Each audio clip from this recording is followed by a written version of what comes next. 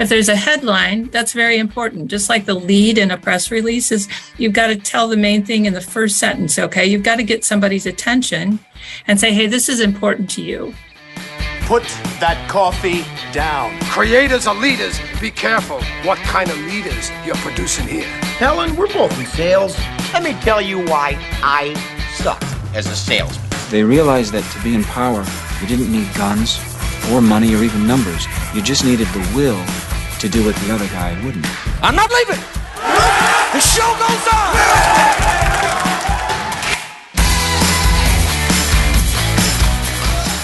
Well, hello there, friend. Welcome to the Construction Leadership Podcast. I am your host, Bradley Hartman. On this show, we deliver ideas and insights from leaders across the construction industry every single week to help you lead more effectively. I'd like to thank our friends at Capital One Trade Credit. They have an incredible digital customizable platform that makes it easier for your customers to buy from you. And who doesn't want that? Who doesn't want less friction in the buying process? They make that possible. They make it easy, and they have a team available to help support you to implement it with ease. If all of this sounds interesting, you need to immediately check out Capital One Trade Credit.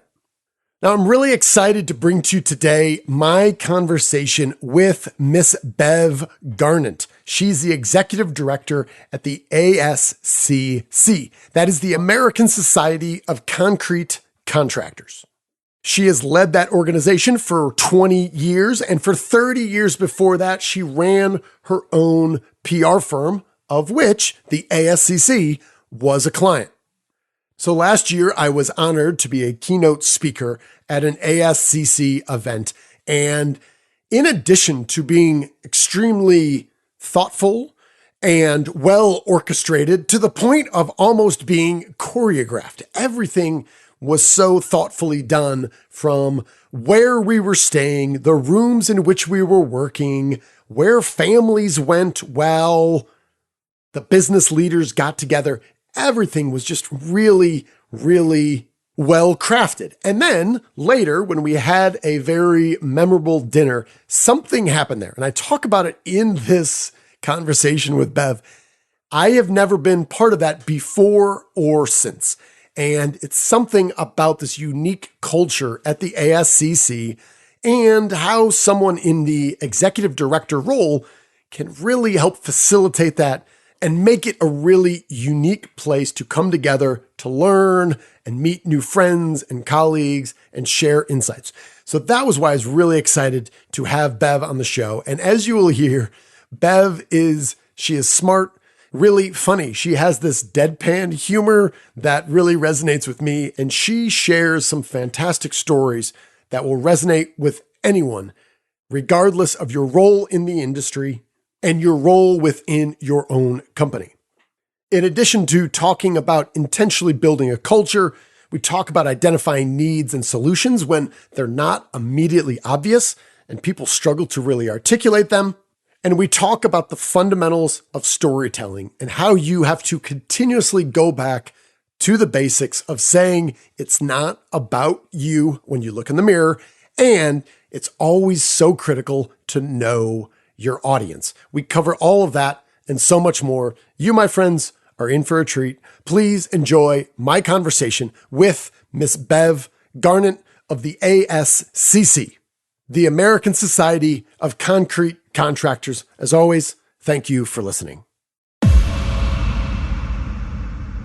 So, Miss Bev Garnant, welcome to the show. Thank you so much. Great to be here. Yeah, likewise. I think the place we have to start with is going back a little bit. You were the oldest daughter of a family who grew up on the farm. What was that like? And what are some of the principles that you learned early on that really stayed with you through your career? Yeah, so my dad was the fifth generation. We farmed hogs and cattle, corn and soybeans in southeastern Iowa.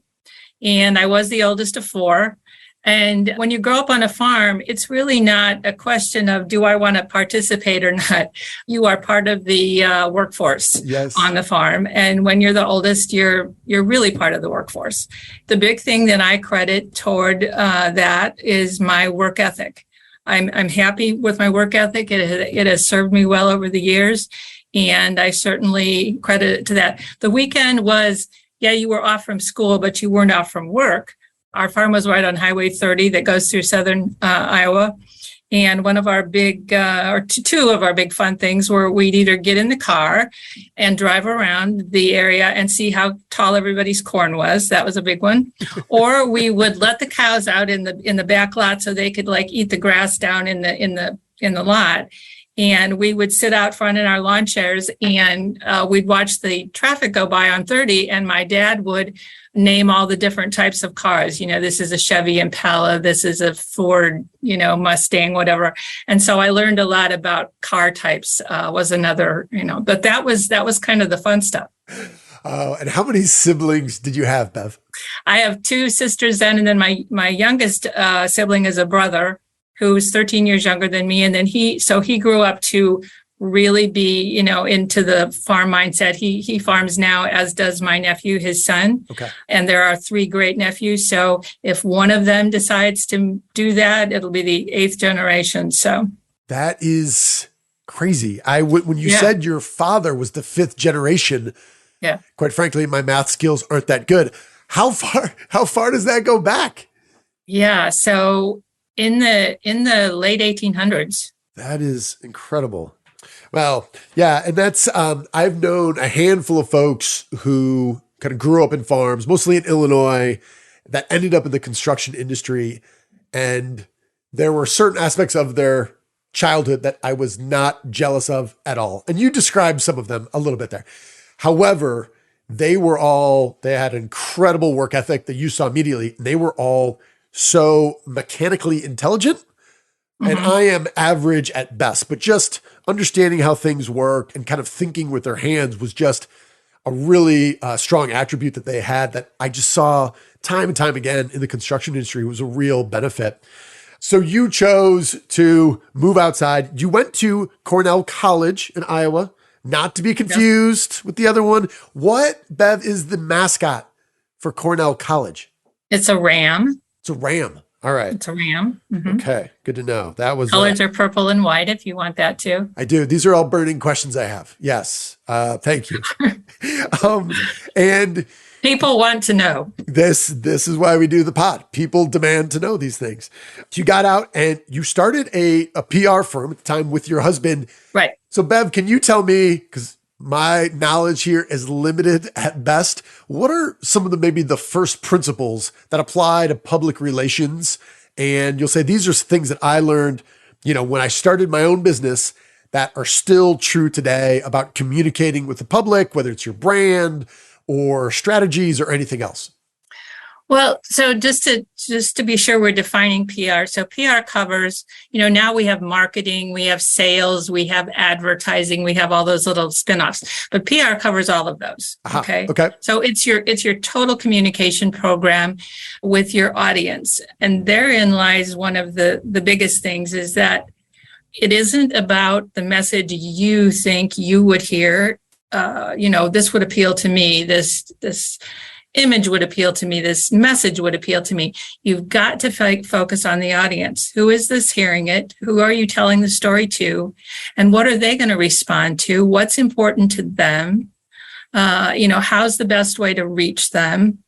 That's the whole essence of PR is figuring that out. And then very truthfully and ethically, a lot of people, I think PR sometimes is figuring out to cover something up or how to change and especially in this day and age, how to change the narrative to make it, what you want it to be. That's not it. It's telling the story in the best way so that it's most easily receivable and understood by the audience that you're addressing. Does that make sense? Yeah, absolutely. No, and I'm glad you clarified that because I do feel in some sense that every year that goes by, PR does seem to get more narrower, and it almost seems like, oh, this is when you need to spin something. When something bad happens or there's a negative story in the press, that is when we need public relations. And maybe let's not think so hard. If we look what we're talking about, public relations, how do we communicate? How do we stand before the audience there? It's something that comes up often, which I always try to think about is when we do public speaking of what do I know about the audience? How can I learn more about the audience? Say this was outside of the ASCC, Bev. If somebody came to you and said, maybe it's one of the members there, they said, hey, we have this little sector of the construction industry that we serve. We want to tell the story. And they start talking and something goes in your mind where you're thinking, I'm not sure they know their audience all that well. Are there a few first questions that you would ask to say, let me help you take a step back to make sure we're starting from the first point, which is, do I truly understand my audience and what they need and want and those things? Exactly. So that's it. Defining who your audience is and making, even though people know, okay, this is my customer. This is the person who buys this product. This is the person that buys this service. They still, when they start to think about the message and how I'm going to send the message, whether it's social media, whether it's print, whether it's, visual, whether it's a billboard somewhere or a plane flying over or whatever it is, they think about what's interesting to them. Okay, it's not about you. It's about who you're reaching and where do they look for their news? Where do they look for their information? That's where we have to present it. And we have to tell the story so that they would quickly grasp it. If there's a headline, that's very important. Just like the lead in a press release is, you've got to tell the main thing in the first sentence, okay? You've got to get somebody's attention and say, hey, this is important to you. Or it could be, you need to look into this further. That's the start of it. And you have to establish that rapport with your client then, with the person that you're working with, because sometimes you're telling them, yeah, you're not thinking about this the right way. And you've got to go about this differently. Yes, I know you never use social media. Yes, I know you don't own a computer. However, most people do. And most people, look at this and yeah, that's an interesting thing you bring up, because we're finding that too, is where there are fundamentals that I'm sure you started your company in 1973. You'll say the fundamentals of storytelling have not changed. Knowing your audience, and I think what you just described, those will never change. Yet other things do change, where maybe we used to be more reliant on radio and billboards, and now it's, it's Instagram and it's Facebook or it's a podcast. Yeah. Are there any methods you've seen that have been helpful if some of our maybe younger listeners are listening right now and they're saying, Bev, what you just described with someone who's older, who ultimately has that decision-making power, they may or may not be related to me in the small business, or maybe it's a larger business, and they're of the baby boomer demographic, but they're still here now and they don't really believe in all this stuff because they don't really know it. What advice might you have for those individuals to be more maybe persuasive, yet also understanding we're going to be respectful that, hey, a lot of these things don't change, but some do, as we start thinking about these new mediums within overall PR? Well, I mean, you kind of just laid it out right there. You're trying to be persuasive, but you must be respectful. Again, acknowledge your audience. If that's your boss or your manager or whatever, and they're not getting it, they think, everybody still picks up the newspaper every day and reads it. You have to be able to convince them and show them. And, we've got the tools at hand here. We've got analytics and there's all that kind of data out there, just like the radio people used to come and show you, this many women 35 to 50 listen to our station that's all out there. And so you've got those tools at hand, use them, but speak to them just to say, think about how your parents got their news. And, a lot of it was talking over the fence to their neighbors. Okay. We don't really do that much anymore. You get your news, a lot of times I see you in here on your iPad and you're reading the newspaper or something, or or you still get some magazines in the mail, some trade magazines in the mail, and you'll read those, but you might read them on your computer. So you've changed from the way the generation before you did. In the same way, we're changing too. And I know you think that, Facebook and LinkedIn and some of those are you just don't get it. But you have to acknowledge that every generation finds a different way. And, let's run a couple things side by side. Let's try this message here and let's try it here. And let's see what response we get back. Yeah.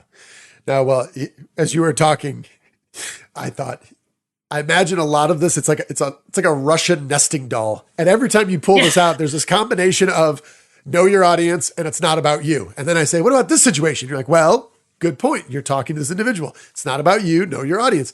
And I'm a big fan of encouraging a lot of our clients to do what you just described, which is, can we test it? Can in a small way, can we run an experiment and we try it your way and we try it this way? Maybe we try a couple alternatives because we don't really know. So let's test it, right?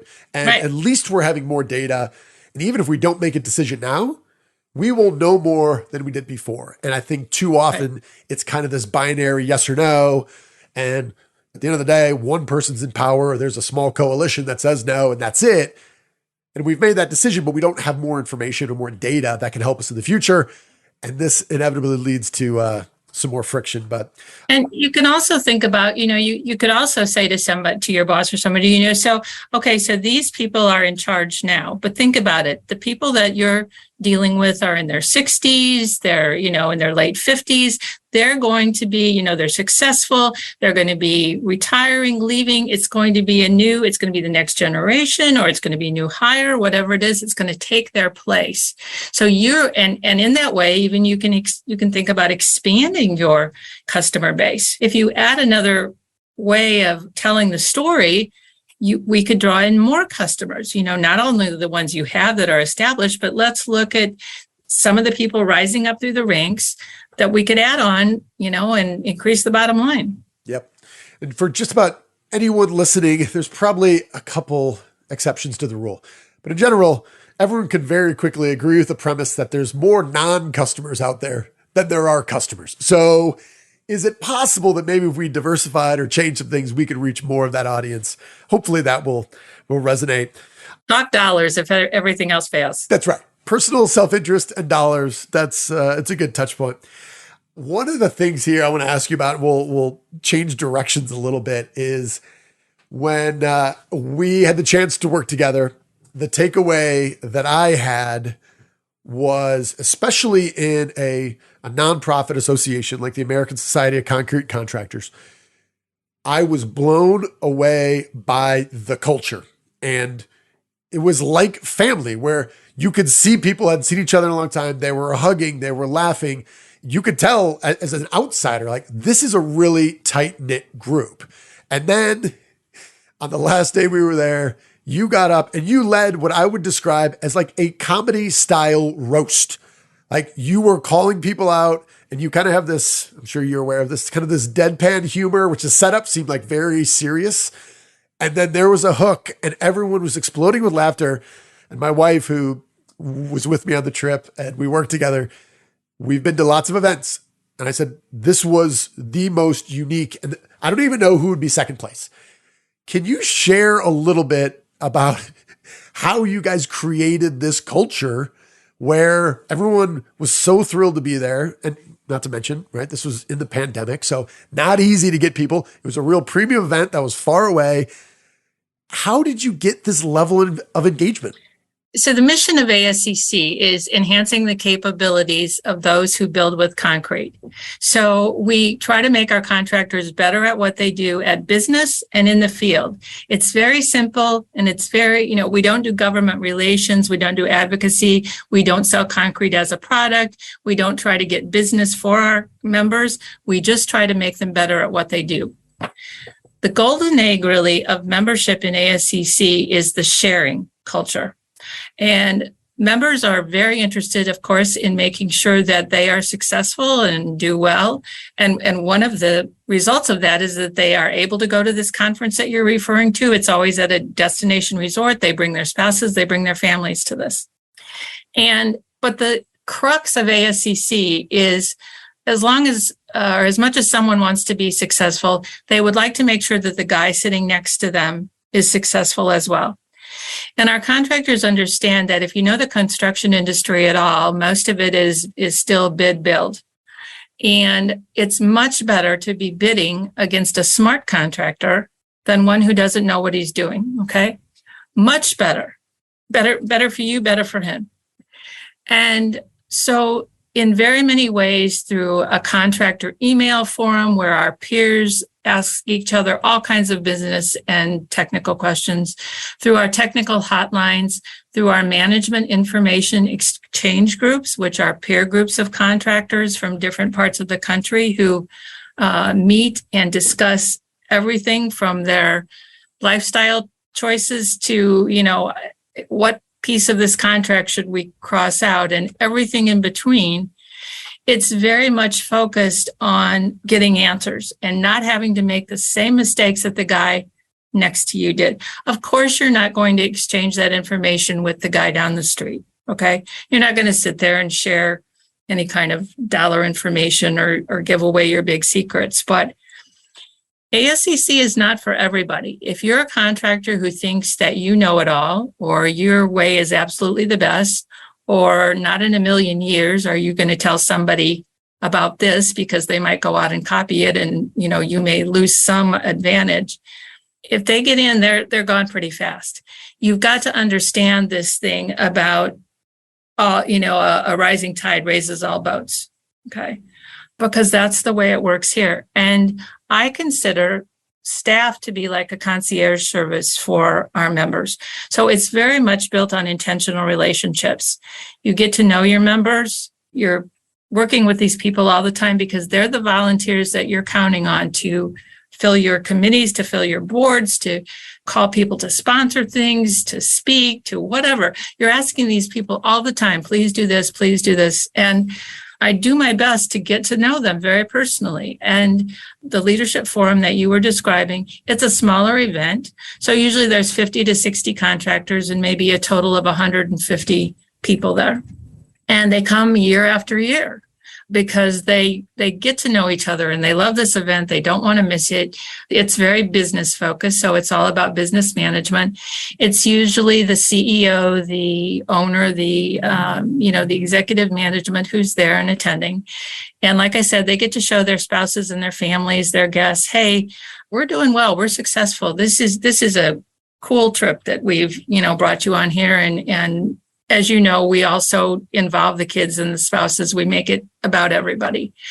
So when you have those kind of relationships and you all understand what this is about and what's really important, then you're able to make fun of people and they let you get away with it. Yes.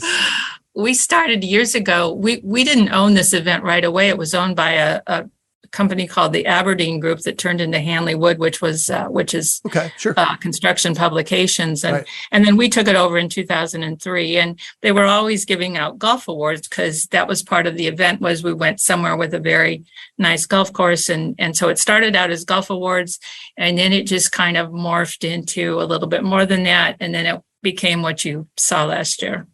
Yeah. Can you maybe give an example of an award you've given out recently? Maybe pick your favorite over the last, 5 years or so, which best exemplifies the humor we're talking about and exactly what you said, which is we can make fun of people and we totally get away with it.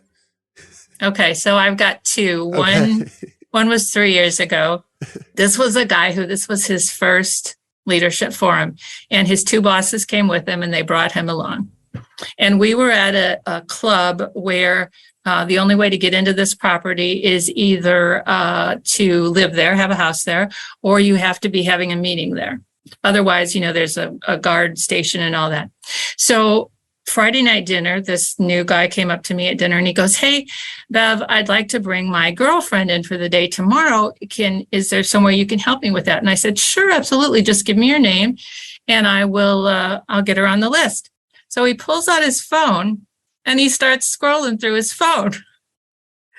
And I'm like, do you not know her name? Or do you don't know which girlfriend it is you want to bring in tomorrow? Or what's going on here? And he's like, oh, no. She's got a really hard last name to spell. And I'm trying to find her.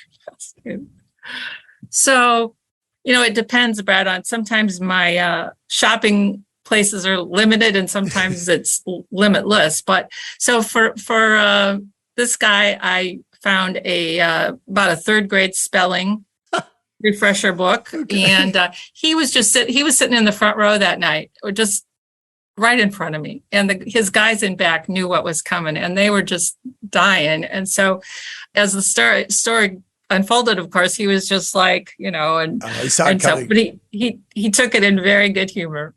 And then this year, so we have a mentor program, which is another thing that I think is a really good, really helps this event. So when somebody new is coming, somebody for the first time, I assign another contractor to be their mentor for Thursday night. I say, meet this person at the Thursday reception, sit with them at dinner, introduce them to other members. Don't let them be standing there flailing around and not knowing anyone. That's your job for Thursday night. Yeah.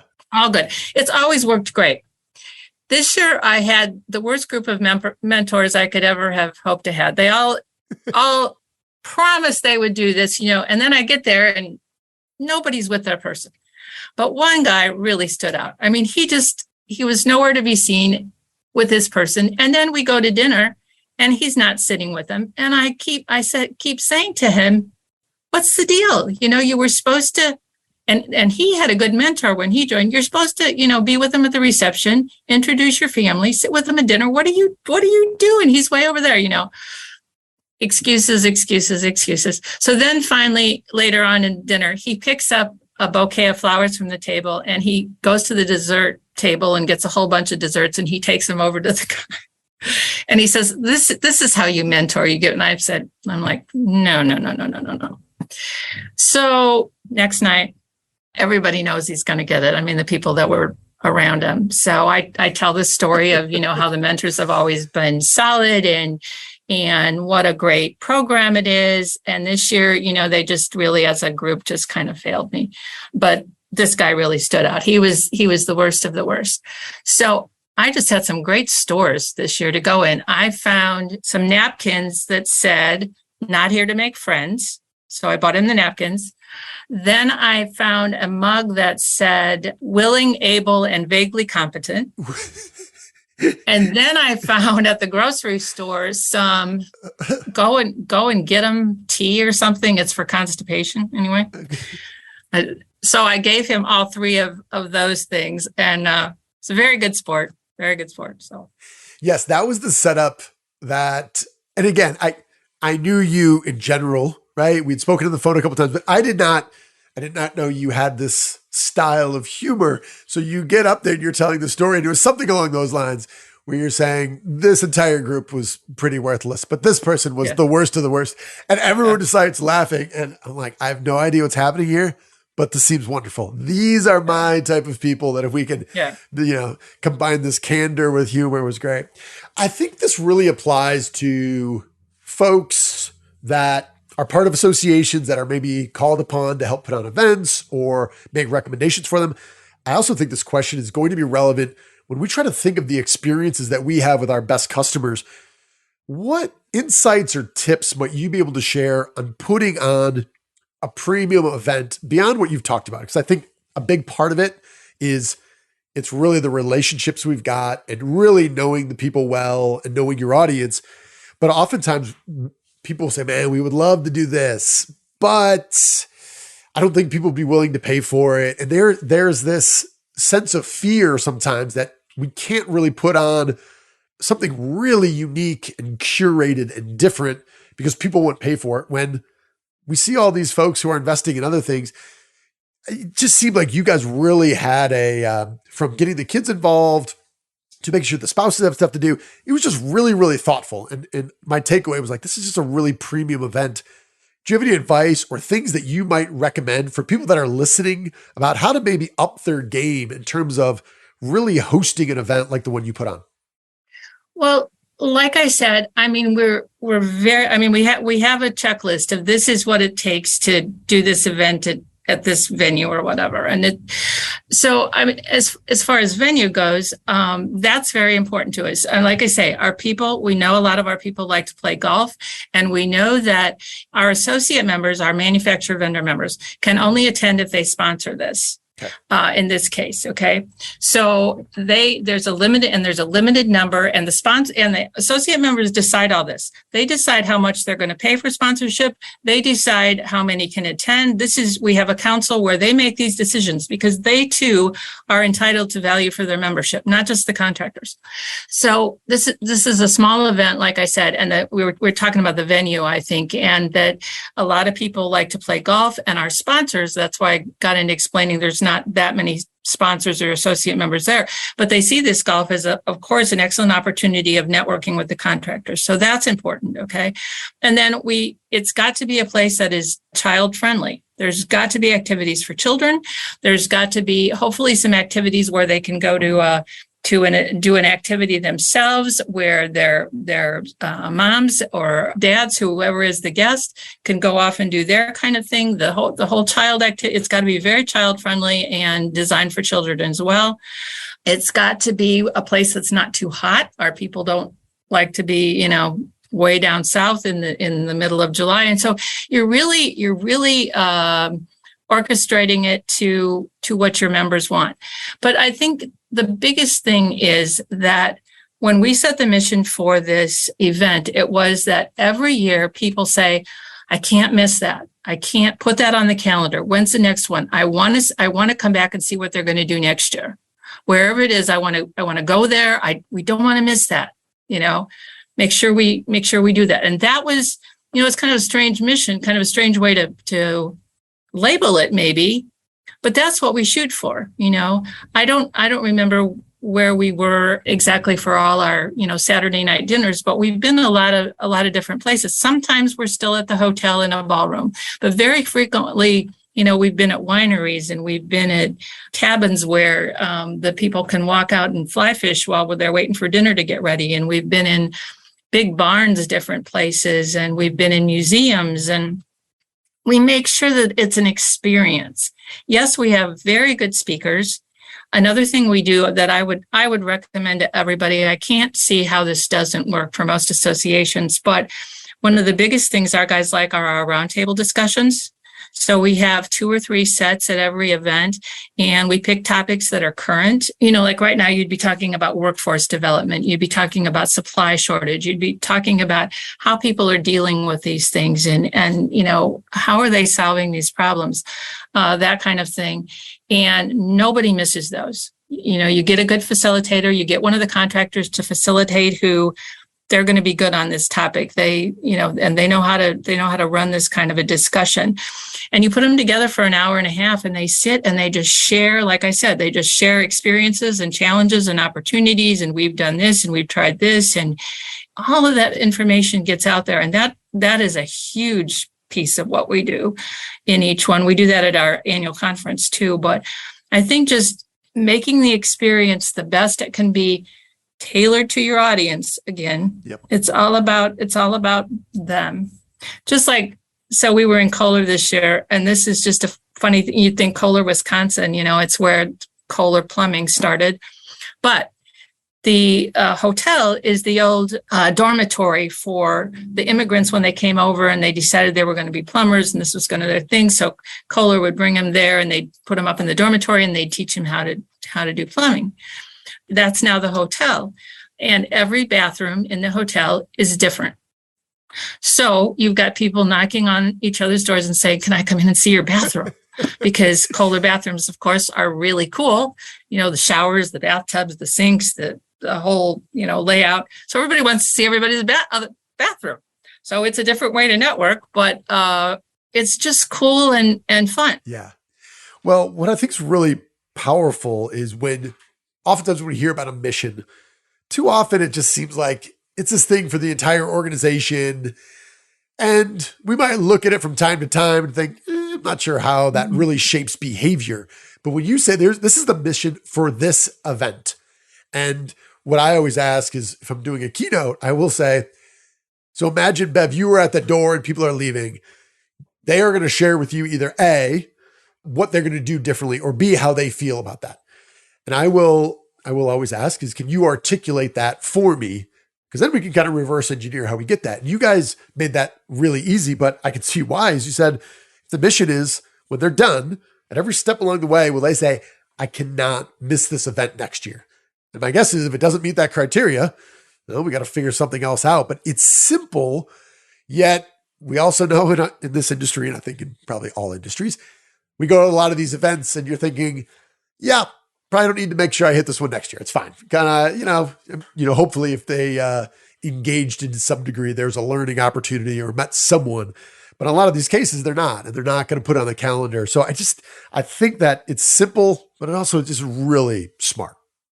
So I'll call somebody, who hasn't registered and say, hey, are you coming this year to the forum? Oh, my sister's getting married. I've got to go to the wedding. They'd rather be at the forum, yes. which is cool, and maybe they just don't get along with their family. I don't know. And I'll get that from the kids too. I see these families grow up. I see these kids, get older and change, and they don't want to miss this. They want to see what's going on, and they've made friends over the years with these other kids, and they're used to playing with them when they get, that's the only time they see them. But, and everybody wants to see everybody else's kids grow up and see what they're doing. And when you said family, yes, it is. And you're not the only one, Brad, who's defined this, who sees this. I mean, I get it a lot from our members that belong, as you can imagine, to a number of other associations, depending on, what they do. They're saying, oh, ASCC is different. You guys do things different. This is the one that we really want to come to. This is, and I know sound like I'm bragging, but I'll go ahead and brag a little bit. I mean, that just makes me feel so good. But just from my point too, it's so much fun to plan something like this. It's so much fun to go out there and look for something and try to figure out how are we going to beat that? What are we going to do? When we were out in Salt Lake City area, we were at a Montage property, and we got to get the bobsled course, so our guys could go down the Olympic bobsled course for Saturday afternoon if they didn't want to golf. I mean, just stuff like that you just, you have to get out there and find it and dig around, but it's out there, and that's what, it makes it exciting and different and appealing. And yeah, well, I think this is probably important. You mentioned it earlier, is that you just said the ASCC, we're not for everyone. And I think sometimes if we want to grow membership and we want to grow it, we're trying to think the opposite way, which is, hey, we can apply it. Everybody should be part of this. And I think naturally, in kind of tying this thread to where we started, which if you really know your audience, by default, it can't be for everyone. But if you get enough of the right people, you can make something magical happen because everyone's already bought in. They've opted in. They've self-selected to be part of this and contribute in a unique way. And I think that's probably part of it, is that, hey, we're not trying, this isn't for everyone. And some people are going to get in here and you find it's not for them, and that's okay. We want to help them find whatever it is. But if this is your style, if you like the public shaming and the roasts and the premium events, like, this place is for you. So who wouldn't love that? Right, exactly. I think in our membership development, membership resources, services, for most associations, I would say new members are our first priority. For us, member retention is first priority, then new members. And so everything's designed with that in mind. Well, I think from a leadership perspective, being really confident and clear on, here's the number one metric. It's not getting new people in. It's how do we build stronger relationships with the people who've been here the longest or that have been around. That makes a lot of sense. Well, Bev, I want to thank you for making time here. And after connecting, I know that you were on the journey into the next phase of your life. I can tell you just in the limited amount of time that we spent together, but mainly with the other people that are members there, you've made an incredible impact. So, thank you. So I was glad we were able to tease out some insights and have you share what you've learned. And I would just say thank you and all the best of luck in this next phase of your life. Thank you. And thanks for asking me. It's so fun to talk about. I hope you can tell that I love this job. The people here, the members of this organization are fantastic. They're the ones that make it what it is. And it's just been such an honor for me to work with them and for them for 20 years. So thanks for asking about it. You got it. Thank you. All right, then, friends. Hopefully you enjoyed my conversation with Miss Bev Garnant. And if you did, please do two things. Number one, share this with your network. Word of mouth, email, whatever is easiest for you. And also, if you could take just a second, leave us a review, whether it's on Apple or Spotify or Stitcher or whatever the hell you're listening to. They have a rating system. Those mean more to us than you know.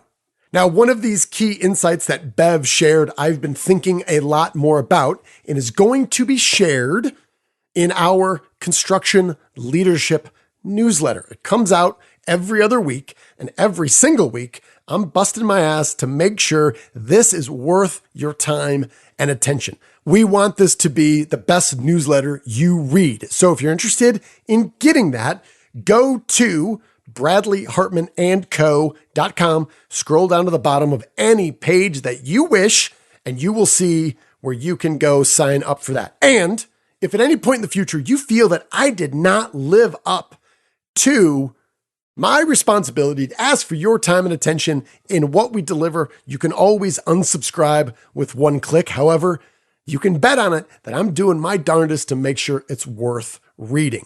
That is the Construction Leadership Newsletter. So again, go to BradleyHartmanandCo.com, scroll down to the bottom, sign up. And if you do, when you do that, you're going to get an auto reply that gives you a secret. It's a very secretive code name that you can then put in to get access to our tools and templates. These are some of the actual tools that we use with our clients to deliver value. They are free to you if you are part of our newsletter subscription. So that's right. The giving never ends around here. Okay. I do want to thank our sponsors. They also give a lot. The giving never ends over there either at Capital One Trade Credit. If you're interested in growing revenue while growing cash flow, while decreasing risk. That's right. Cash flow up, revenue up, risk down. That's right. That's what they do. That's how they do it. You want to check out Capital One Trade Credit. That's all I've got for you. Thanks for listening. We're going to close out with our leadership mantra. You, my friend, are owed nothing. Deliver value first. Make it a great week.